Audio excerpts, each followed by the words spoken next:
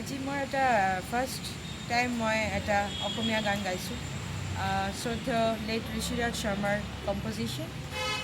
সেইটো মই যে কমপ্লিট কৰিব পাৰিছোঁ এইটো মোৰ বিৰাট ভাল লাগিছে, কাৰণ কামটো হাফ ডান হৈ পৰি আছিল তাত মোৰ ওচৰত। ঋষিদা এই মুহূৰ্তত নাই আমাৰ ওচৰত, কিন্তু কামটো মই ভাবিছিলোঁ শেষ কৰিম। তাৰপিছত মই এইটো কমপ্লিট কৰি এটা মিউজিক ভিডিঅ'টো বনাই এইটো আজি ৰিলিজ কৰিবলৈ দিলোঁ।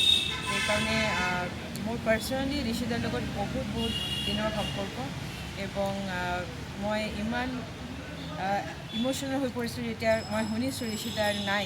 তাৰপিছতে মোৰ মনত পৰিছে যে গানটো মই কমপ্লিট কৰিব লাগে। কামটো যদি কৰিব পাৰোঁ তেনেহ'লে খুব ভাল হ'ব। কিন্তু যিকোনো কামৰ পিছত বহুত ডাঙৰ এটা এফৰ্ট লাগে, পইচা লাগে চবতকৈ ডাঙৰ কথা, তাৰপিছত বহুত কিবা কিবি লাগে, মেন পাৱাৰ লাগে। সেইবোৰ অভাৰকাম কৰি মই যে আজি কামটো কৰিব পাৰিছোঁ, সেইকাৰণে মই নিজকে ধন্যবাদ জ্ঞাপন কৰিছোঁ। আৰু ব্যতিক্ৰম এইটো কামৰ পিছত সদায় আছিলে। ব্যতিক্ৰমে আজি আমাক ইয়াত প্ৰেছ ৰিলিজ কৰিলে, সেইটো কাৰণে বিৰাট ভাল লাগিছে। মনীষা বাইদেউ আছিলে, মনীষা হাজৰিকা, আৰু ঋষিদাৰ ৱাইফ হীৰাশ্ৰী, পূৰা ফেমিলি একচুৱেলি আমাৰ লগত আছে। মই আশা কৰিছোঁ এইটো মানুহৰ ওচৰত বেছিকৈ যাব, চবে লাইক শ্বেয়াৰ আৰু হেৰি কৰিলে। আজিকালিতো চব ডিজিটেল হৈ যায়। মোৰ চন্দ্ৰিমা ভট্টাচাৰ্য প্ৰডাকশ্যনৰ পৰা এইটো ৰিলিজ হৈ আছে ইউটিউব।